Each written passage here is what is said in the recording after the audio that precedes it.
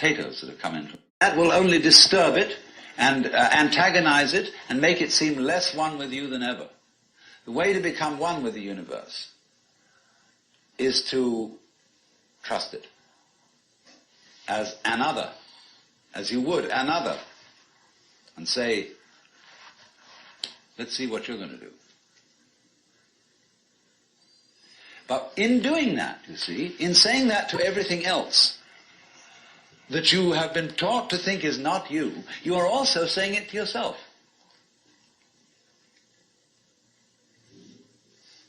Because finally, as I pointed out, you do not know where your decisions come from. They pop up like hiccups. And when you make a decision, people have a great deal of anxiety about making decisions. There's this guy farmer, who ordered a help man come in, and found he was an extraordinarily efficient worker, because the first day he put him on sawing logs. And he sawed more logs than anybody had ever sawed. It was fantastic. But they were all done in one day. So the next day he put him on to mending fences. And there were all kinds of broken fences around the farm, and in one day he had the whole thing done. So he thought, what am I going to do with this guy? So he took him down into a basement and said, look, here are all the potatoes that have come in from this harvest. And I want you to sort them into 3 groups. Those that we sell, those that we use for seeding, and those that we throw away.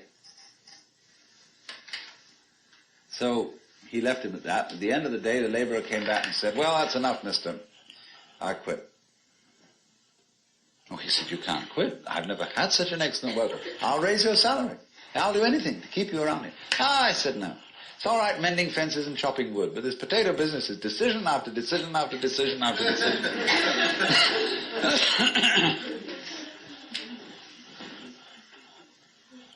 So when we decide, we're always worrying, did I think this over long enough? Did I take enough data into consideration? And if you think it through, you find you never could take enough data into consideration. The data for a decision in any given situation is infinite. So what you do is, you go through the motions of thinking out what you will do about this. And then when the time comes to act, you make a snap judgment.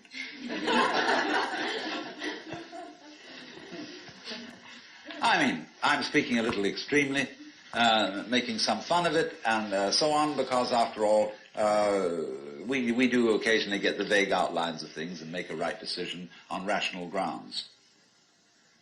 But we fortunately forget the variables that could have interfered with this coming out right. It's amazing how often it works.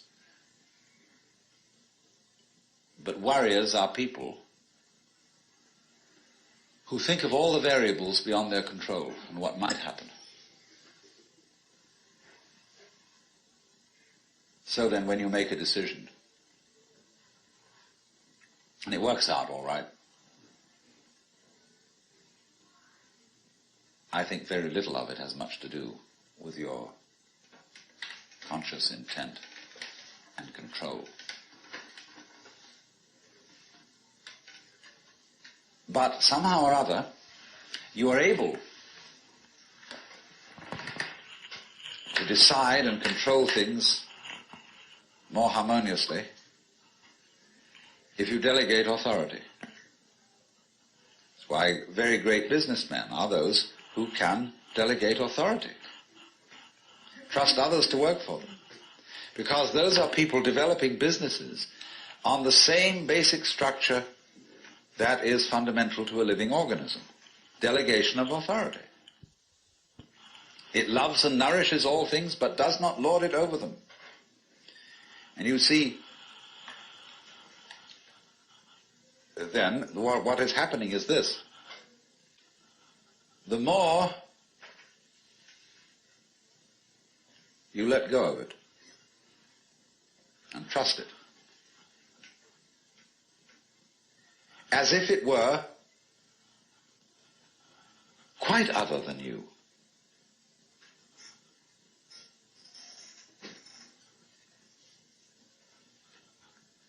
The more you realize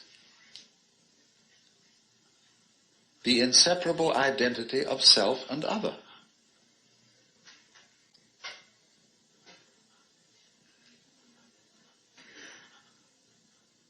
To go back, if you try to find the identity of self and other by subjecting other to self, no go. If, on the other hand, you find it through giving self, that is control, over to other, and trusting that, you may make a mistake. You may make a bad gamble. But in the long run, you're acting on a principle which has the backing of evolution. This is the way biological evolution goes on. Constant delegation of authority. That's why, obviously, the democracy is superior to the monarchy. It was de Tocqueville who said that democracy is always right, but for the wrong reason.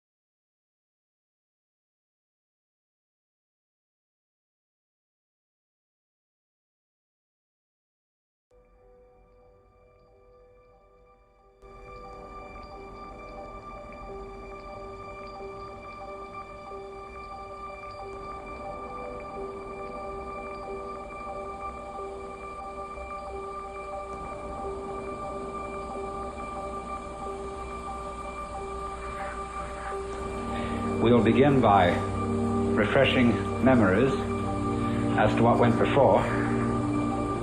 In discussing the theme of the Joker, I have been talking about a point of view, the Joker's point of view, from which not only our social institutions, but also all the formations of the natural world are seen as games. Be careful of the word game.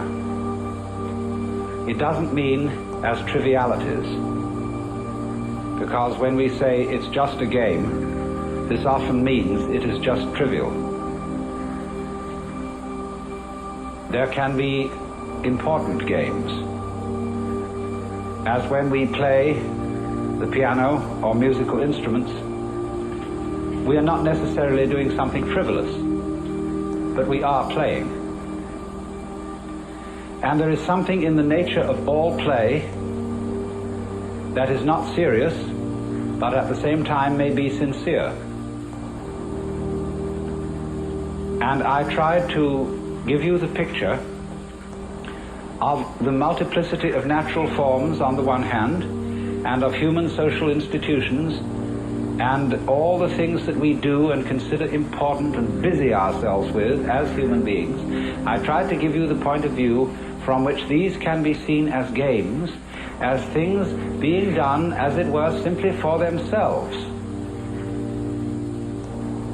and not for some ulterior motive.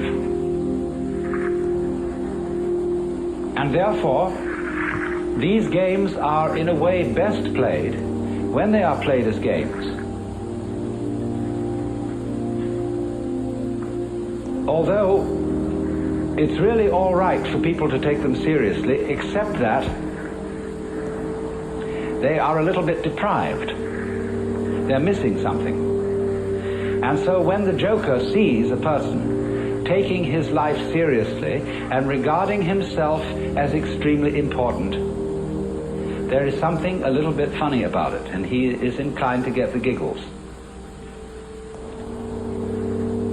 And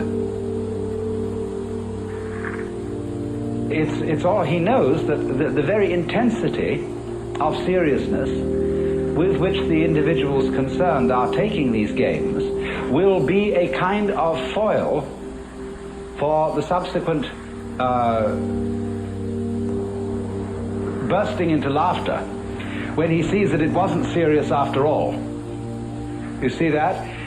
You might say there are these classes of people. There are the very far out people and the very far in people. Now, ordinarily we say someone's very far out when they are oddballs, when they are exceedingly unconventional. But I want you to turn the picture round and look as a conventional person. Look at a square as a person who's very far out. That is to say, he is so involved in the seriousness of the game he is playing that he is lost. He doesn't know where he started from, and he thinks he's there. But he's completely lost, because he is actually under the cover of his assurance, of his status, of his position in society. He's really a very anxious person. I said a lot yesterday about the way in which our society shows anxiety because it cannot permit the existence of people who don't belong. And it cannot really permit the criticism of laughter. It cannot permit the presence of the old-fashioned court jester. Because these people are so far out. They're so involved, and from a certain standpoint, you see, from the Joker's standpoint, he doesn't condemn such people. He rather congratulates them on their heroism for getting so lost and involved. But to keep the far out people from going quite insane, there have to be far in people. And the far in people are those who keep contact with the original goings-on behind the scenes. They are like the prompter in the theater, where there are the actors out on the stage relying on their memories, etc., and they're supposed to get completely involved in the play. But there's a concealed prompter with the script in front of him. And he is the connection of the actor on the stage with the green room behind the stage. And you see in this dramatic analogy of the universe, the green room is the central point, the still point of the turning world.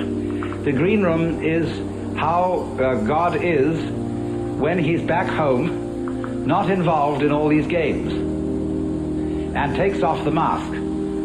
See, on the Hindu theory that everybody is a mask of God. Like a wonderful line in one of Chesterton's poems. And now a great thing in the street seems any human nod, where move in strange democracy the million masks of God. The million masks of the Joker, because the Joker is the player, the trick player, who plays ultimately the great trick on himself. So really, there can be no resentment about this. Nobody to blame, nobody to turn around to in the end and say, you bastard, you did this to me. Because it's always you who are ultimately responsible. So, this prompter, you see, keeps the actor on the stage in touch with the green room. And so there are certain people in the world who might be a kind of a priesthood sometimes, although priesthoods are apt to become corrupt and square. But a kind of people in the know. There always has to be somebody around in the know, so that, as it were, the wheel of society and of existence, the wheel of the squirrel cage, the wheel of the rat race, can have an axle firmly planted. And at the center then there have to be the far in people. So this is the domain of jokers. Now, Having developed that side of the joker, the person who sees through the social institutions as games, I went on in the second session to discuss another aspect of the joker as the sly man, in comparison with the monk, the fakir, and the yogi, who undertake, all those three, undertake in certain different ways disciplines which have the intent of releasing them from their karma. The individual, in other words, challenges his involvement, his attachments, his limitations, his finitude, and endeavors to overcome it. But in each of these three cases, the individual involved stirs up an immense opposition, because he serves notice upon the devil, or shall we say upon his karmic creditors, that he is about to leave town. And so all the creditors come rushing to the door. All his past sins catch up with him. And the devil lays his temptations in the way all the more thoroughly. So that the sly man is the one who, when he is going to leave town, does so instantaneously without any prior announcement. And so in this way there is, shall we say, a cunning manner of becoming a Buddha. And that is to become one instantly, without any preparation or warning whatsoever. This is why Zen is called the sudden school, and why Satori is a sudden awakening. Because it has to be done without the slightest warning. Now, but then I pointed out that the moment you have any idea about doing this, you've already ceased to be sudden. That is to say, the moment you seek for some spiritual attainment, which is becoming a Buddha, becoming awakened, becoming released, getting in there, you've already served notice upon your creditors. So that somehow or other you find that you have to do it without intending to do it. And that is a double bind, which you impose upon yourself when you say, I must find a way of doing this spontaneously. That's the old basic double bind. You must be spontaneous. You are commanded, or you command yourself to do something which is acceptable only if it happens spontaneously. Then you think about that and say, well, what a fix that is. Here am I saying, I must be surprised, and I'm going to lay plans to surprise myself. So by going through this, you discover naturally that can't be done. You can't surprise yourself on purpose. Yet that's what you have to do. So what about it? You come to a state of total paralysis. You're stuck.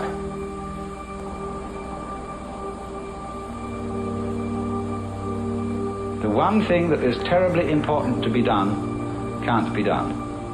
It has to happen. It really does if you're earnest about this. You want to get out of the trap. But you can't do anything about it, either actively or passively. But then as you begin to see what you are doing all the time, you notice a very odd fact, which is that you can't help being spontaneous. If I say to you, good morning, and you say good morning, what is that? Did you plan this answer? Did you make preparations to grow your hair? Do you make decisions about having blue eyes? You see, about breathing, is this all planned? About beating your heart? And what about your thinking? Even if it's very blocked thinking, even if you feel from a certain point of view that you're all mixed up, what is going on anyway? You see, you can't stop it. It's like trying to, we were discussing the Gurdjieff thing yesterday, the self-remembering exercise, the attempt to live completely in the present. Well, that's not only a Gurdjieff idea, that's a very ancient yoga and Buddhist discipline, to be completely here and now. But of course, as you pursue this, you discover you can't do it, because you couldn't even know when to go shopping unless you made plans and started thinking about the future. You couldn't move. But then you discover, you see, that in the long run there's nothing to think about except the here and now. There really isn't anything else. Because even when you make plans for the future and you remember the past, you're doing it all in the present. Your memory is a present activity. There's no way of not being self-remembering and having presence of mind. So when you discover that, there's nothing left to you but to have a good laugh.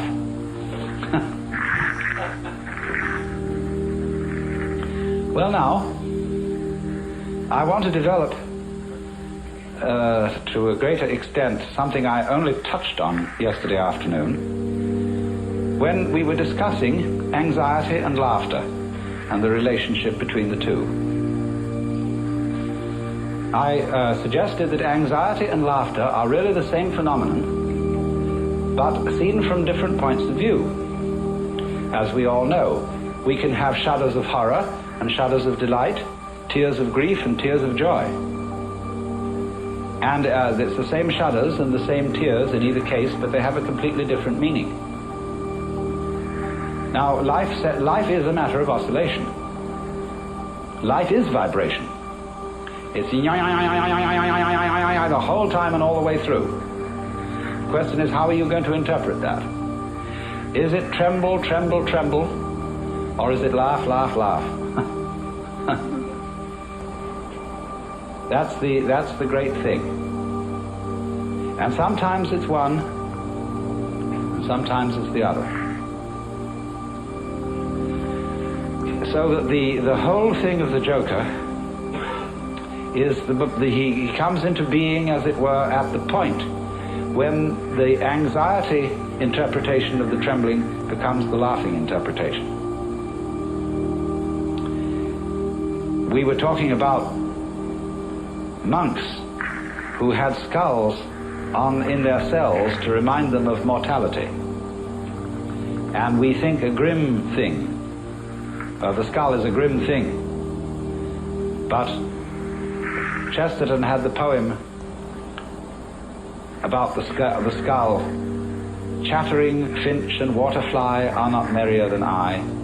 Here among the flowers I lie, laughing everlastingly. No, I may not tell the best. Surely, friends, I might have guessed death was but the good king's jest. It was hid so carefully. So you can see the skull not as a grim thing, but as a laughing thing. It's all that's left of a human being. And all the surface is peeled off, and nothing but this beautiful bone remains. It laughs. Now why? What is it about death being a jest?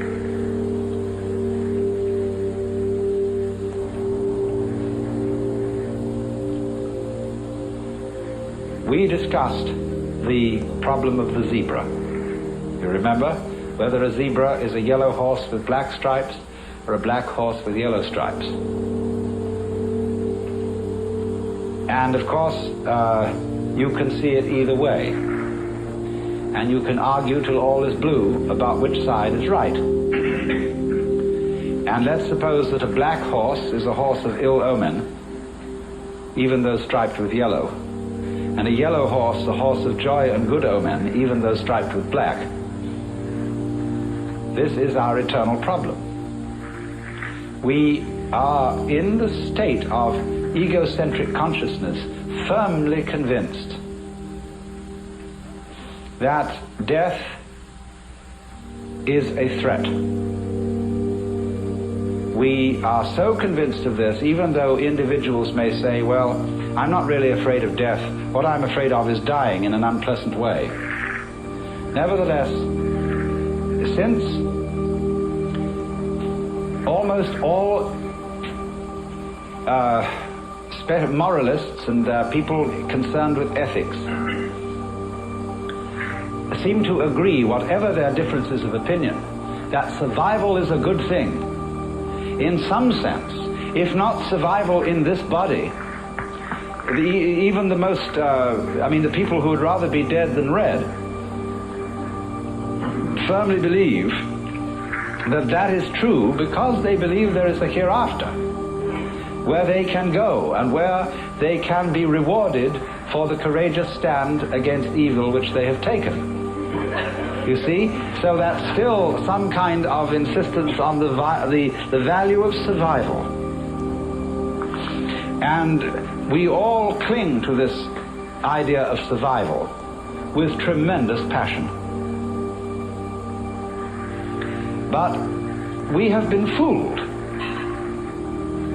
because survival is an important ideal only so long as you have bothering you the bugbear of death, that the world might stop altogether, and that your death, so far as you are concerned, is curtains forever. And that is really the bogey. You see, that's all very well to rationalize and say, no, it's not death I'm afraid of, it's the pains of death. But if you think about it deeply, there are several stages in thinking about it deeply. The first stage is the real horrors of endless night, of the futility, of the whole conception that one's own life, or indeed the whole life of the cosmos, might be nothing but a flash, and beyond that, nothing. Nothing in all directions. When, for example, we think of the physicist's idea that the universe is running down, that all energy is seeking a stable state. Supposing, for example, to give an illustration of what they mean, I have a jar of black pepper and a jar of salt. And I pour them together into another jar, and I can see the white salt and the black pepper fairly well delineated. Then I start shaking the jar, and slowly the black and the white disappear into a gray. That can never be sorted out again into black and white. In this sort of way, as things go on, the universe, they say, it tends to attain a stable state, to run down until that's the end. And nobody knows how it could possibly start all over again.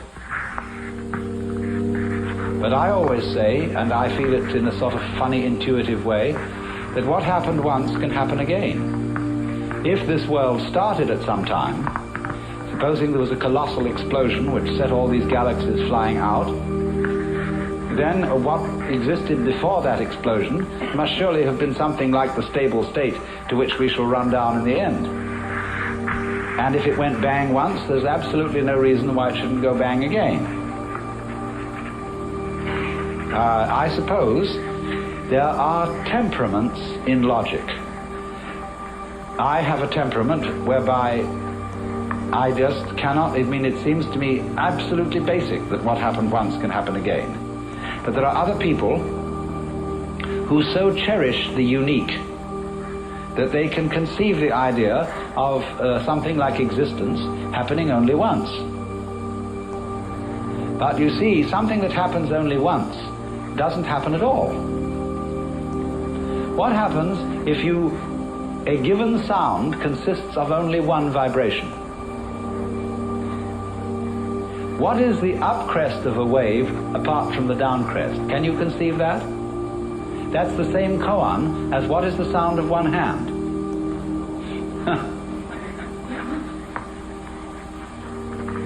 You see, it always takes two. You can't have a purely left-sided person. Imagine. So, in this way, just as you can't have just one vibration, I mean, it's like the saying, the greatest strength of mind is to eat one peanut. and so it can hardly be done. So there isn't just one vibration. And a dit but no da sort of thing. You have to have it do more. So in just the same way, when you magnify this principle, there isn't just one cosmos, or one big explosion that starts and stops. All stopping implies starting.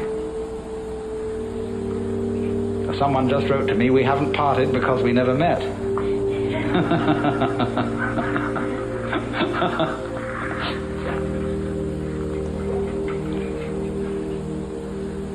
So, the whole point of saying this is the realization that existence is eternal. The going out of existence implies the coming in. And St. Thomas had some points here when he said, there could never have been a time when there was not being, because if there had been a time when there was nothing in nothing to produce something. But he didn't quite have the point, because what he didn't see was that nothing is productive in the sense that you can't have nothing without something. They go together. And all this thing is an argument, again, about whether the zebra is yellow striped black or black striped yellow. And what we see is that the black and the yellow, the darkness and the light, are simply two phases of the same. And that realization is exactly what transforms anxiety into laughter. Suddenly to see that you just, after all this anxiety, that you don't have anything to worry about.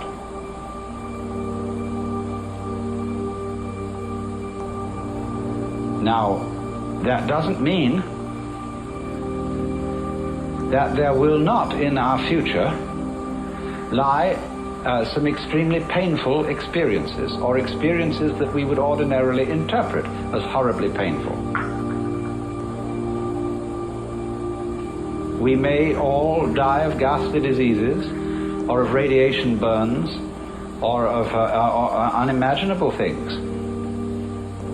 But look here. I very briefly touched on pain yesterday and the way pain is interpreted.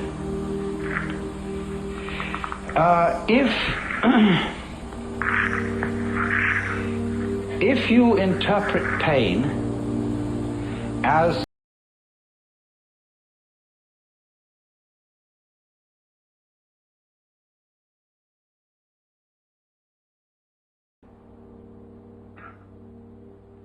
and it's perfectly terrifying. But I've been investigating experiences of people who've undergone torture. I don't know if anybody in this room has. It's always possible. But, and then if so, you can correct me. But the worst part of torture is the beginning. When, of course, you're full of all your illusions and all your fears about black and white and the terror that black may win. But it's said that as torture proceeds, it slowly changes the state of mind of the victim to a kind of drunken, masochistic giving in to the torture, so that it becomes something that he cooperates with. And that if the torturer notices this, he knows he's through and has to kill him. So, in other words, there is a point at which pain becomes an experience without having a negative interpretation put upon it. Becomes, in other words, converted into ecstasy.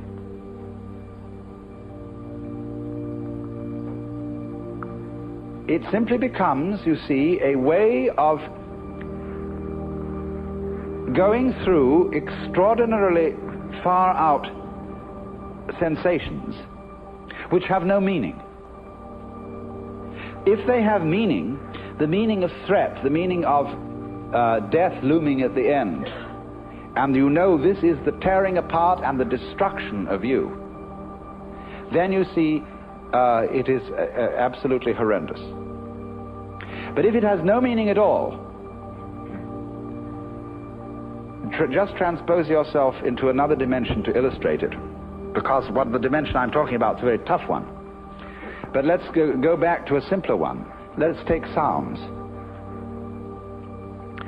Now, if you lie down and listen to all the goings on in this area, and you will hear planes moving and cars and foghorns and all kinds of crazy sounds, you see, people this way and that, so on. And you can listen to that and find it very interesting, very beautiful. But if someone were to do what John Cage does and put you in a concert hall with the expectation of hearing music, and by having a purely silent playing of the piano, compel you instead to listen to all the sounds going on around you, you would be shocked and feel that some kind of an avant-garde hoax had been perpetrated. You see, it depends on the set, on the way you approach the experience. Now, you can listen to sounds that are ordinarily considered unpleasant in a totally unprejudiced way. You can listen to discordant musical noises and find them extremely interesting if you listen carefully enough.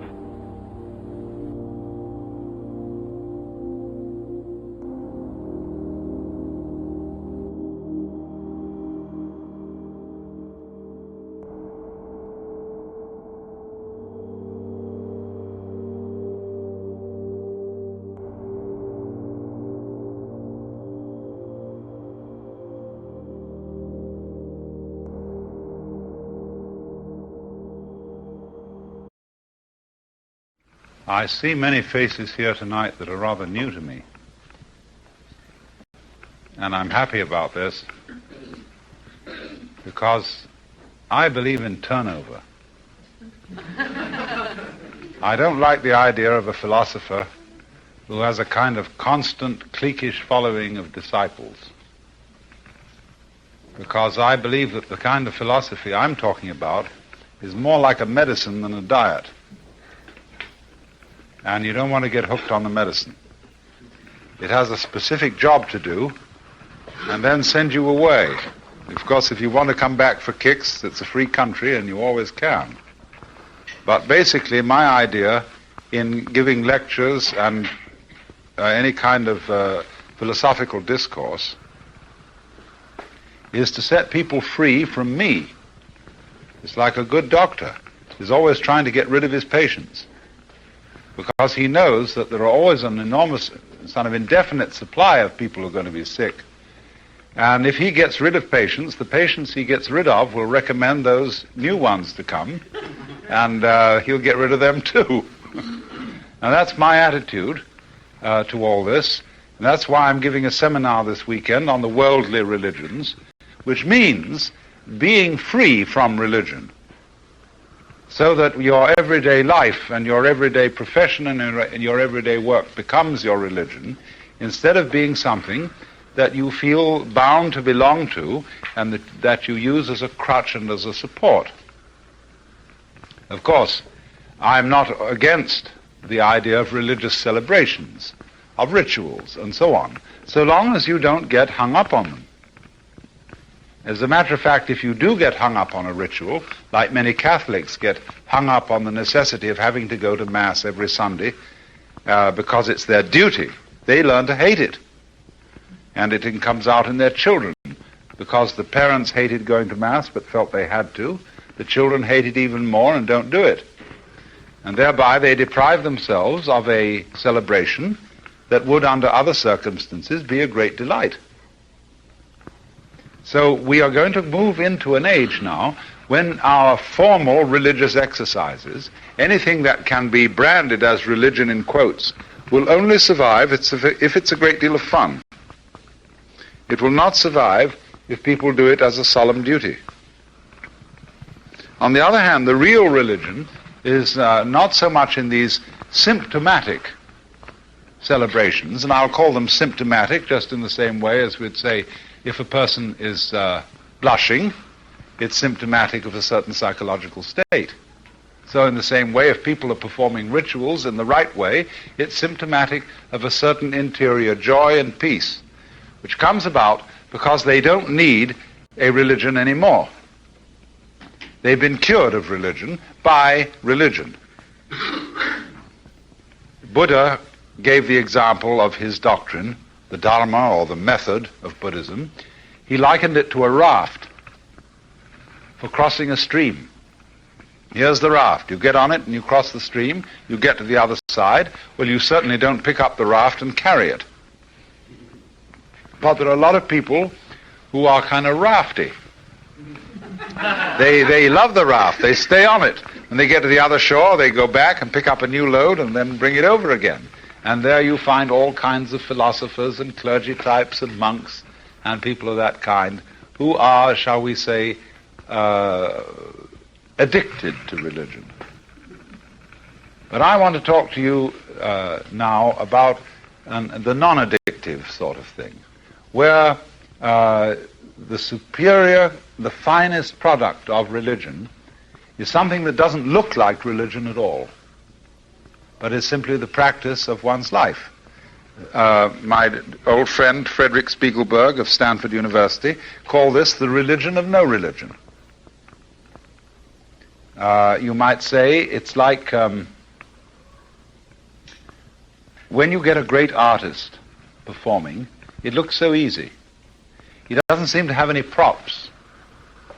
When a building is finished, the scaffolding disappears. And so in this way, there are certain people whose religion was like a vanished scaffolding, where they become, well, really in a certain way, indistinguishable from ordinary people. And yet there's something about them that you can't quite put your finger on. You know there's a difference, but you can't say what it is. And so in Buddhist philosophy, the superbly enlightened person is likened to, let's say this verse from Chinese poetry.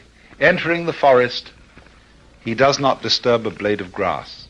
Entering the water, he does not make a ripple. In other words, his spiritual power, his religion, if you want, does not stand out like a sore thumb. There's a kind of anonymity to it. I remember once a great Japanese artist had done a piece of calligraphy for me. And it was amazing. He had just written on a hanging scroll, a kakemono, the numbers in Chinese characters, 1, 2, 3. But he'd done it very skillfully. And I was very pleased with it, and I hung it up in my office, in the place where there was a kind of a tokonoma, or alcove. And just in the next few days, the great Zen scholar, Professor Suzuki, was going to pay a visit to us. And I said, well, I'm going to hang it up, and it's going to be there when Professor Suzuki comes. And the artist said, I hope he won't notice it. In other words, that it should be something so compatible and so congenial with the whole environment that it doesn't stand out like the sore thumb. So in that way,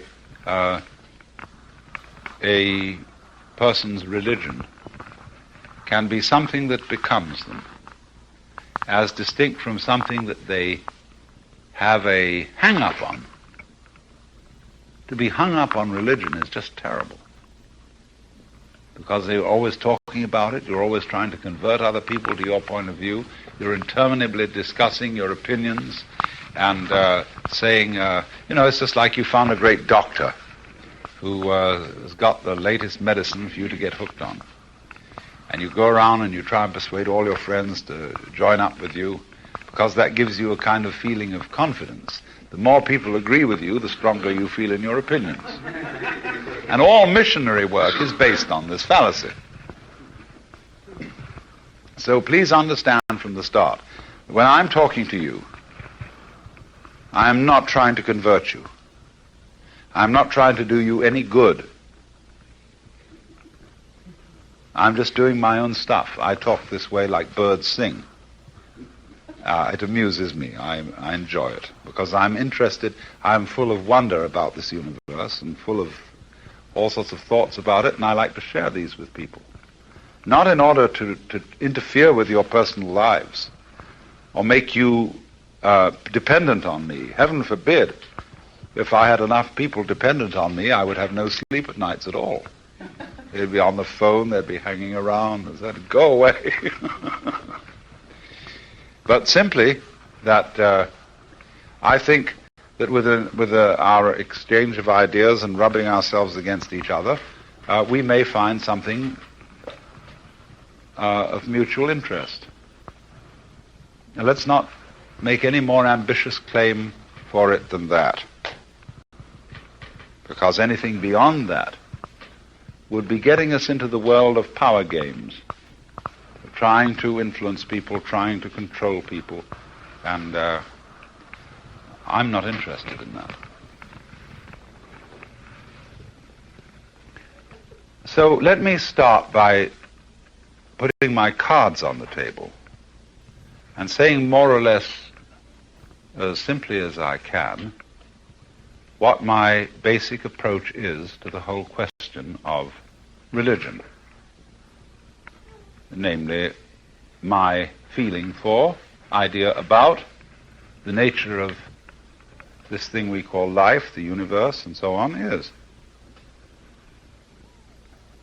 It's very difficult to put it in the form of a belief or a set of propositions, because what it begins from isn't ideas at all, but experience. I don't mean quite experience in the sense that a person says to an applicant for a job, how much experience do you have? I mean experience more in the sense of the word sensation. When you experience that water is cold by drinking it,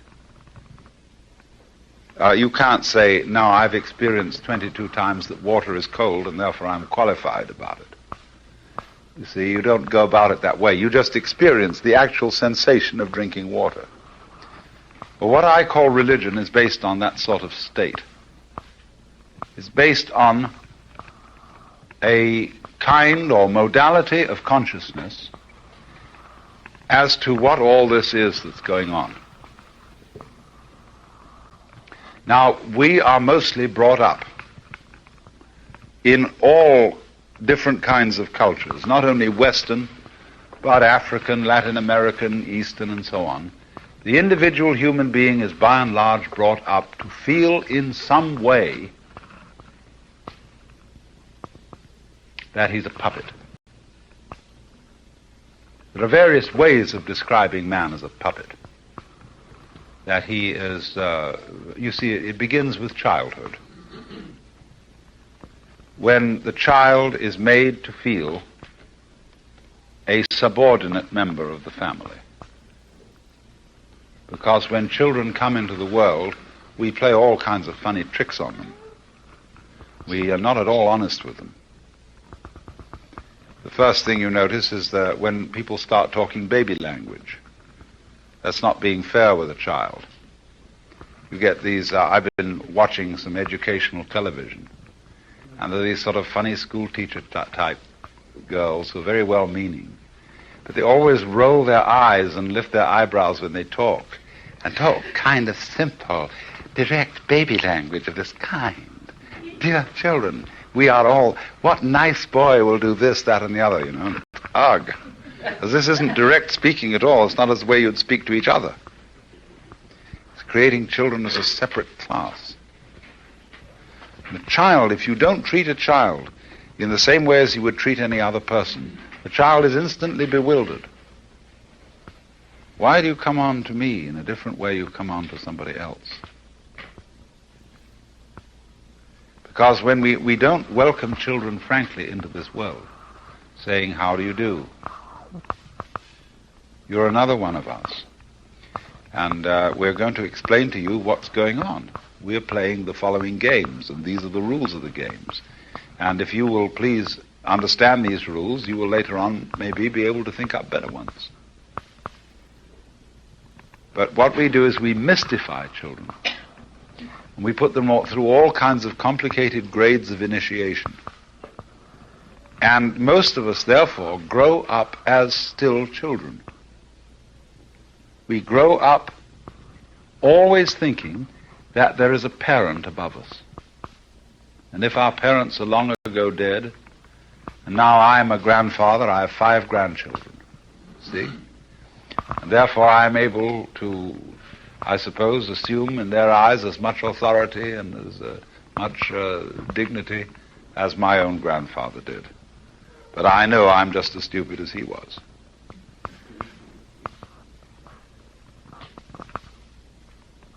So, because you see, in our most impressionable years, we get the idea constantly, there is someone up there and behind who knows the answers.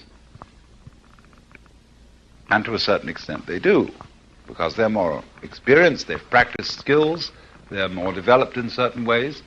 But we never are really able to get people to grow up, to come into the state of adulthood, without still taking the infantile attitude. There is something and someone who knows the answers better than we do. And therefore, we always have, through this kind of childhood indoctrination, an attitude towards the universe and towards the ultimate reality behind it of as if we were on probation, as if somehow we were interceding. We were saying constantly to the Lord God, please forgive me for having the disgusting effrontery to exist.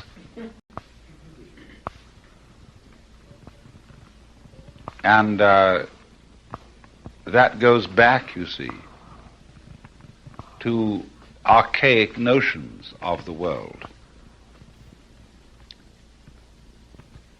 as if it were a political state modeled after the political states of the ancient Near East, where great tyrant kings were the fathers and rulers of the people. I'm constantly puzzled as to how the citizens of a republic, such as the United States, who are supposed to believe that a republic is the best form of government, can believe that the universe is a monarchy. It is a completely inconsistent idea. If the universe is a monarchy, then the monarchy is the best form of government, and you ought to have one here. No, I rather feel, if I can put this into words at all, this sort of experience, that we are not strangers in this universe. Although we've all been somehow, slightly with our own connivance, been hoodwinked into thinking that we are. And we say, I came into this world. I feel myself put upon by fate, by chance, by my environment or whatever. And we take the attitude that we are in some way or other victims of the scheme of things. And therefore most of what we experienced is defined as what happens to us. And only a very small part of what we experience is defined as that which we ourselves do and wish and decide upon.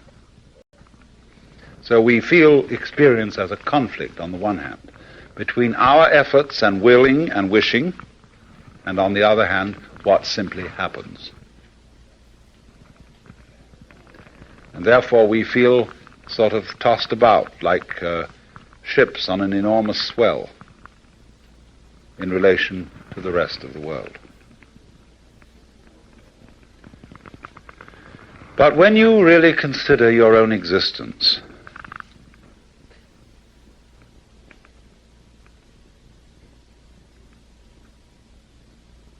you can't account for it as something introduced into this world from outside.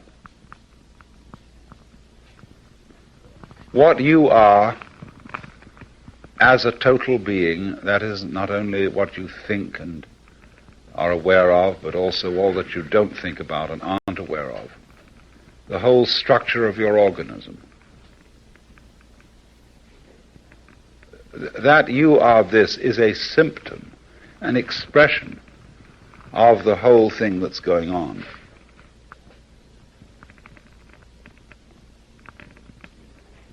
In a certain sense, you are just as much a part of an essential expression of the universe as the sun is, or a galaxy is. Only, we tend to think of ourselves as discontinuous with the whole thing.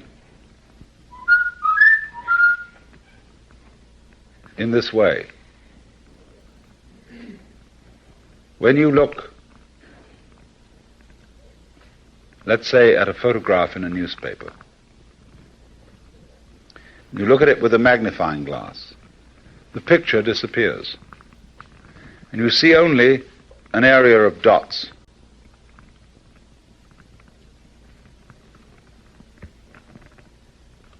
But when you stand away from it and drop the magnifying glass, the dots merge into a face. So when you look at anything close up, you don't see its relatedness to everything else.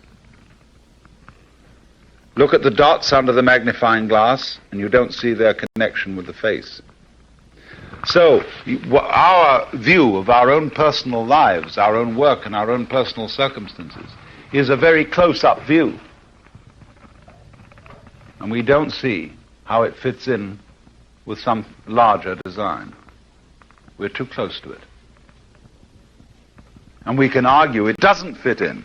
We feel we really are separate. We're not connected with this whole thing. Our life, my life as an individual, is just a flash between two darknesses. Well, there are all sorts of other flashes going on. Before we were born and after we die. Flash, flash, flash, flash, flash. But between all these different flashes, which are like the dots in the newspaper photograph, there are, for those who want to see, connections. After all, you think of your body as a connected, unified reality. But if you look at your body from a certain point of view, you're composed of molecules that are vastly separate in space.